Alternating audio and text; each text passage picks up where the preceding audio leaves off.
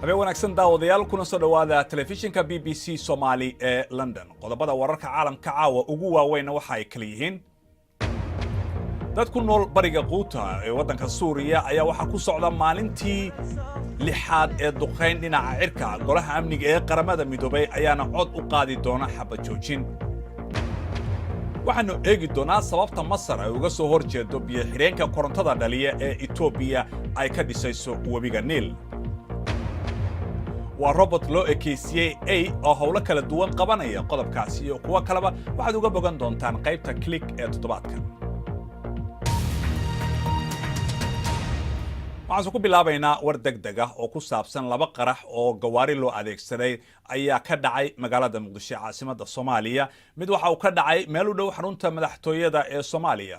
qaraxa labaad ayaa isna ka dhacay agaarka xarunta nabad sugidda ee magaalada Muqdisho. rasaas xoogan ayaa qaraxyada kadib la maqlayay. gawaarida gurmadka degdega ah ayaa gaaray goobahaasi qaraxyadu ay ka dhaceen. wixii ka soo kordha inta barnaamijka aynu ku jirno ayaanu idiin soo gudbin doonaa. qaramada midoobay ayaa ka digtay xasuuq ka dhaca bariga Quuta. ciidamada dowladda Suuriya ayaa duqeynaya maalintii lixaad halkaasi. wararkan waxay sheegayaan in dad ka badan 350 la dilay ilaa habeenkii Axad oo 150 ay caruur ahaayeen. ruushka ayaa sheegay in golaha amniga ee qaramada midoobay uusan ku heshiinin xabad joojin bini'aadanimo oo gobolka ka dhacda. Cusmaan Cabdi Xasan ayaa ka warramaya. warbixintaas waxa ku jira muuqaalo naxdin leh.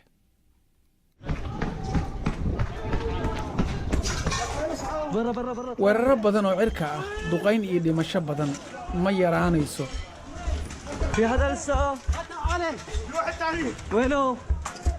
bariga Quuto oo dhan waxay shaqaalaha badbaadada u gurmanayaan guryaha burburay iyo kuwa gubanaya ka hor inta uusan boorku yaraan. waxaa laga xaajoonayaa xabad joojinku meel gaar ah oo ay dhexdhexaadinayaan Ruushka, Masar iyo Turkiga. laba gabdhood oo walaalo ah, Alia oo 8 jir ah iyo Nuura oo 11 jir ah, gurigooda ayay ku jireen markii la duqeeyey. gurigeena diyaarado dagaal ayaa duqeeyey. hadda badbaadiya Quuta. fiiri gurigeena.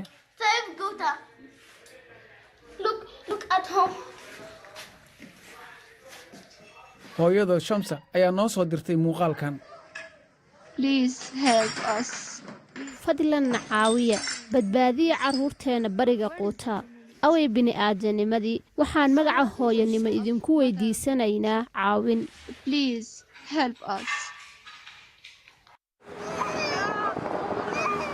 taliska Suuriya wuxuu ku adkaysanayaa inay bartilmaameed ka dhiganayaan argagixiso, balse waxaa cad in carruur badan ay ka mid yihiin dhaawaca iyo dhimashada.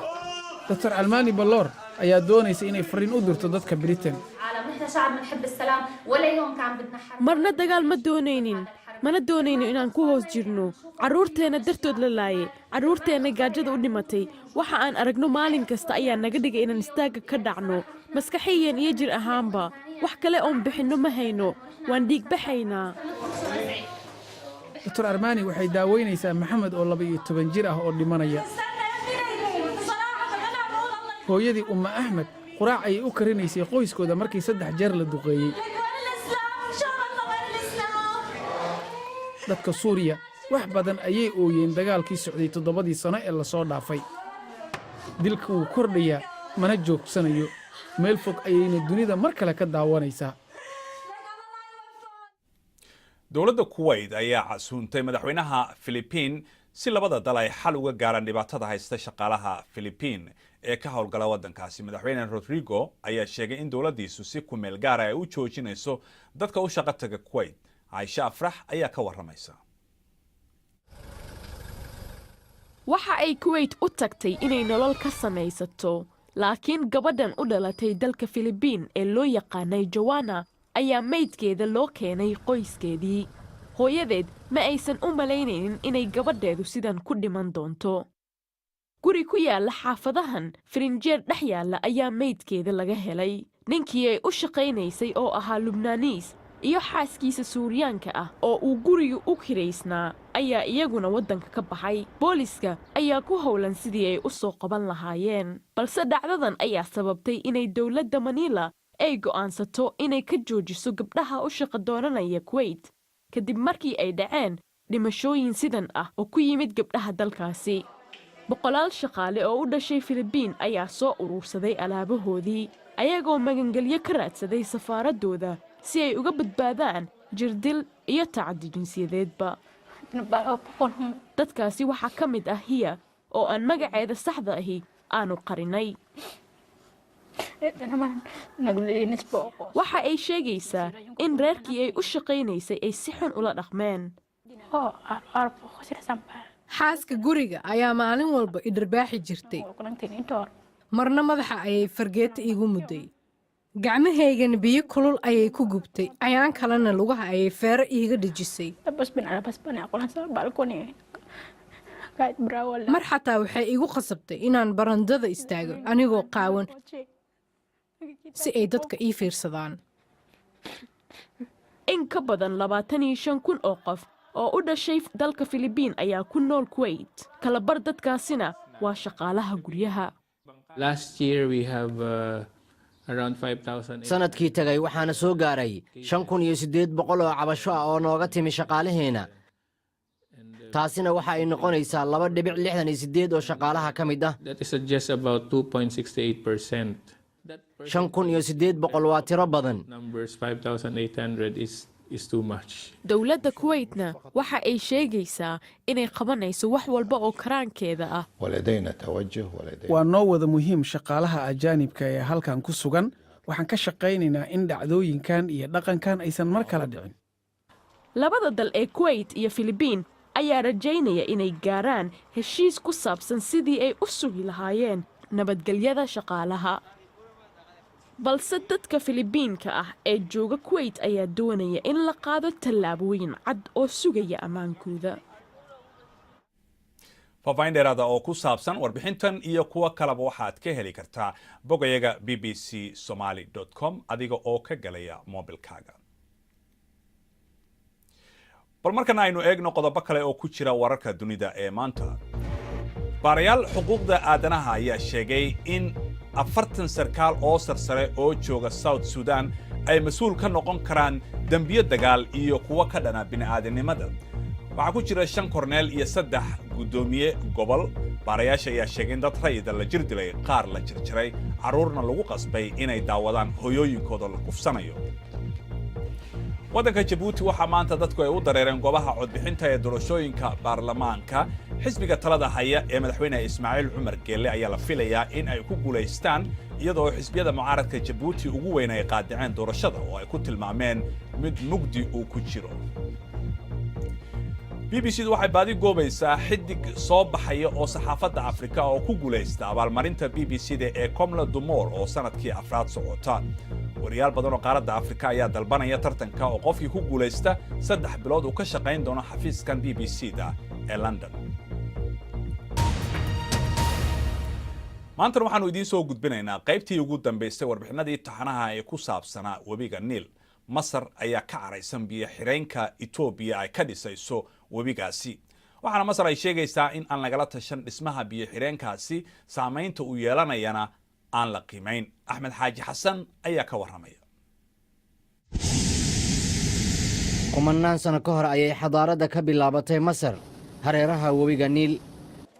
dhismayaashan waxa ay kumanaan sano u taagan yihiin awoodda iyo dhaqaalaha. waa qayb ka mid ah waxa Masar lagu garto. dhibaato kastoo webiga ku timaado sida biyo xireen waxaa loo arkaa halista madax bannaanideeda. ninkan oo 40 sano kalluumaysato ka ahaa webiga Niil wuxuu sheegayaa in noloshiisa ay halkan ku tiirsan tahay dhibaatona ay dhici karto. wallaahi waxa ay sheegeen in ay saameyn yeelan doonto. alle ayaa og waxa dhacaya.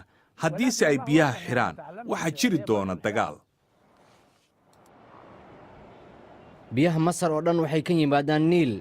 tirada dadka oo sii badanaysa saadaasha qaramada midoobay waxa ay sheegaysaa in biyo yaraan ay dhici karto 2025. Masarna waxa ay ka caraysan tahay biyo xireenka Itoobiya. waa caro daran. haddii biyaha Masar imaanaya la yareeyo 200%, ma ogtahay waxay tahay in la waayo ilaa 200,000 oo ekar oo dhul ah. halkii ekar hal qoys baa ku nool qoyskii masar wuxuu ka kooban yahay 5 qof macnaha wuxuu yahay 1 milyan baa shaqo la'aan noqonaysa 1 million will be jobless. dhismaha wuxuu bilowday la tashi la'aan bartamihii dibadbaxyadii carabta saamayntiisa lama qiimayn haddii la sii wadana wuxuu yaraynayaa qulqulka sidoo kale waxaa laga shakisan yahay ujeeddada Itoobiya waa isbeddel weyn hadda Itoobiya waxay isku darsatay awood muuqata ee ah khayraadka taasi waa mid tan kalena waa xakamaynta qulqulka biyaha Niil dagaalka biyaha waxaa looga fogaan karaa maamul adag iyo diblomaasiyad waxayna tusaale u noqonaysaa sida dalalka ay u wadaagaan webiyada balse hadda waxa ay ku xiran tahay Itoobiya Suudaan iyo Masar sida ay u xalliyaan khilaafka webiga ugu dheer dunida ee Niil xagga ciyaarahana tababare Arsene Wenger ayaa ciyaartooydiisa Arsenal waxa uu ku eedeeyay isfaham darro iyo isku xirnaan la'aan kadib markii xalay kooxda Östersund ee Sweden ay uga adkaatay 1-2 inkastoo ay u gudubtay wareegga 16 horay lugtii koobaad ayay ku soo badisay 3-0 Arsenal waxa ay wajahaysaa AC Milan 8 bisha March markana waa gabar riyadii ay lahayd heshay 15 jir way waxa ay ku guuleysatay Alina Sogotifa tartanka bilada dahabka ee dumarka ee barafka ku taraaraxa waa gabadhii labaad ee markaasi abid ugu da'da yareed ee tartankan gasha dhanka kale Canada ayaa iyana u dabaaldegaysa guusha Kelsey Serwa oo dahabiyana ku guuleysatay markana waa wararkii tiknoolajiyada iyo click waa kan Cabdirasaaq Xaaji Maxamed Siraad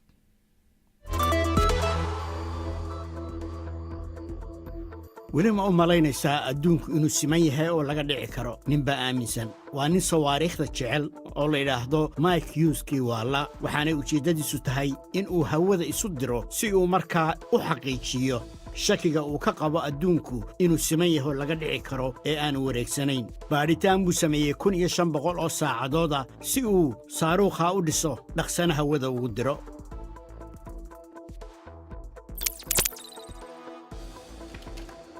waa tartan xoog leh oo dhex marayay ay robota iyo nin sita ul xeego laakiin meeshan maxaa ka socda Spot Mini waa ay robota oo xirfad cusub muujinaya waxa uu ka hortegayaa soo faragelin bini'aadmi isagoo oo isku dayay tallaabo inuu ku furo albaab inkasta oo waxyaabaha lagaga joojinaya ay ka mid tahay sayntiisa oo la jiidayo eeygii robotku hal bini'aadmigiina ibir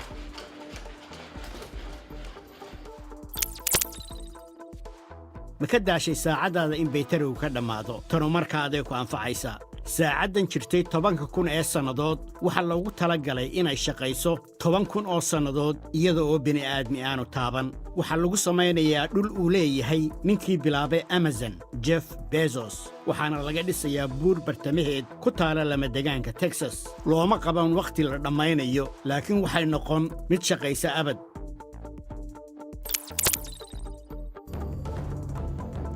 ma rabtaa dib inaad ugu laabato wakhtigii hore u dhacay dadka booqanaya caasimaddii hore ee Thailand Ayutthaya ayaa taa sameeyey sababta oo ah isbeddel casriga oo lagu sameeyey daawashadii caadiga ahayd wax loo ekaysiiyey xaqiiqo ayaa u fasaxaya dadka dalxiiska ah inay daawadaan tuuladaasi sidii ay ahayd 400 oo sano ka hor iyagoo isticmaalaya ab kombiyuutar oo telefoona iminkana sheeko kale ma shimbirba ma dayuuradba ma helikobtarka qumaatiga u kacaa laba isugu jirtaa dayuurad markay kacayso toos u kacda sida helikobtarka ayaa lagu sameeyey dalkan Britain sharikadda Samaad oo ku taala Cranefield England ayaa waxa ay ka shaqaynaysaa tijaabadii ugu horreysay dayuuraddan oo lagu magacaabo Starling Jet waxay rajaynaysaa dayuuraddan in la duuliyo sanadka inagu soo aadan oo dabcan ay qumaati u kacdo